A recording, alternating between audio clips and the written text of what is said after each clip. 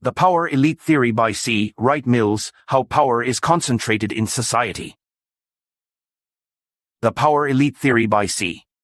Wright Mills is a thought-provoking explanation of how power and influence are distributed in society, and it suggests that true power lies in the hands of a small group rather than being spread among ordinary citizens. To put it simply, Mills believed that society is governed by an elite, a small, powerful group of people who make the most crucial decisions that impact everyone else. According to Mills, society is not a democracy in the truest sense, where everyone has an equal say. Instead, decisions are shaped by a handful of people in powerful positions. The idea of a power elite is not just about people who are rich or hold high status. For Mills, it is about a certain group that has access to three major spheres: the economic, or corporate, political, and military institutions. These groups of leaders can shape society according to their needs, often with little input or control from the broader population. In this view, they form a unified, self-reinforcing network of power. In this article, we'll explore what the power elite theory means in real-life terms and how it explains the way power functions in our society. Mills argued that the power elite are not just the richest people but are specifically leaders of large institutions. They include CEOs of major corporations, high-ranking military officers, and top-level government officials. These individuals have a special influence because they sit at the top of powerful institutions that control vast resources and have an enormous impact on people's lives. Mills believed that these individuals shared common backgrounds, values, and interests. They tend to have attended the same prestigious schools, belong to the same social clubs, and have similar lifestyles. This shared background creates a common bond and sense of understanding among the elite. Because of this bond, they often work together to maintain and increase their collective power. This cooperation is not always intentional or a result of a conspiracy; rather, it is a natural outcome of shared interests and environments. According to Mills, the power elite operate within three main areas or spheres of influence in society. The corporate sphere, economics. The corporate or economic elite refers to leaders of large businesses and corporations. These include CEOs, major shareholders, and financial elites who control significant wealth and influence economic policies.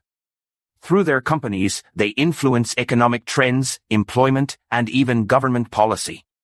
They are often involved in lobbying, which helps them to directly shape laws that favor their interests.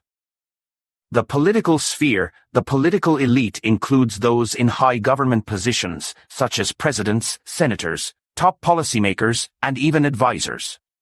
These individuals have the power to create and enforce laws that shape society. They have a direct influence on decisions that affect citizens' lives, such as tax rates, public spending, and international relations.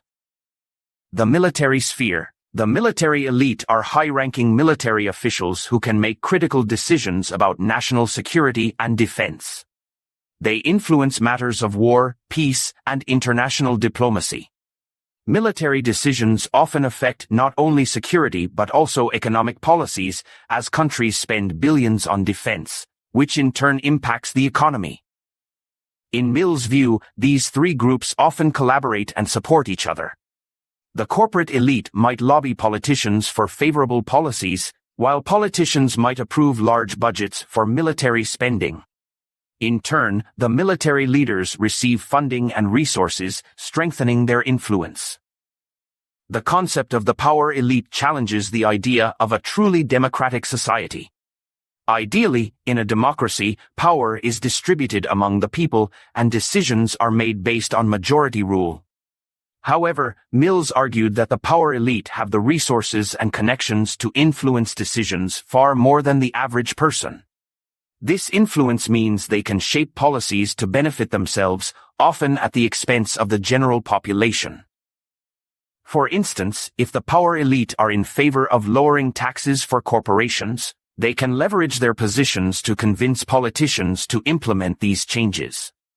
This might benefit the corporations and their leaders but can lead to a lack of funding for public services that regular citizens rely on, like education and healthcare.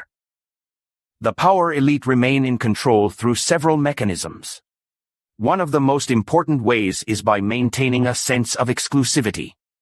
Because they often come from similar backgrounds, attend the same schools, and have similar lifestyles, they create a network that is hard for outsiders to enter. This network reinforces itself, as these individuals support each other in various ways. Another way the power elite maintain control is through the media.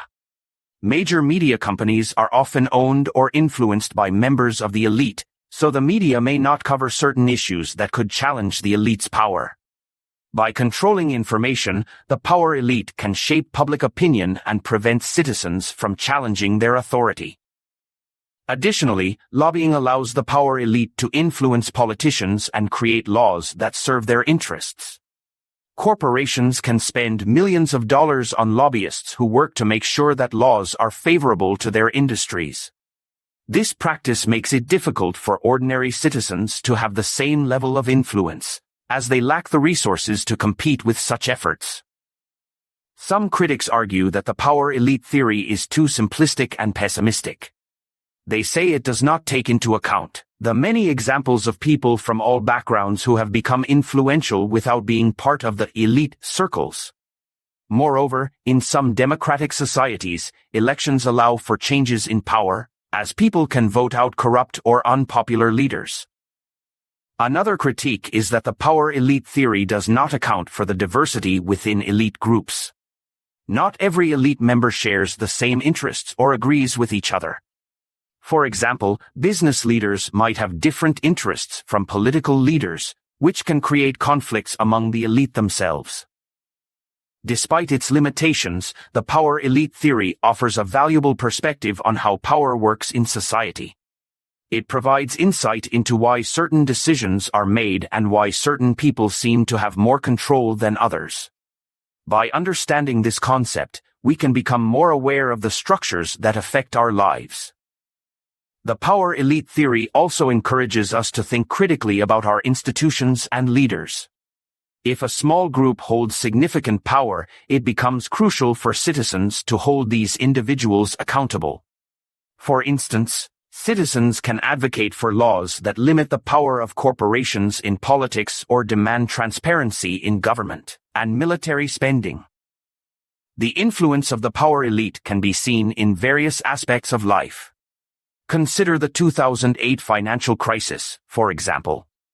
Many banks and financial institutions, which are part of the corporate elite, made risky decisions that led to a global economic crisis. After the crisis, these institutions received government bailouts, largely because of their influence over the political elite.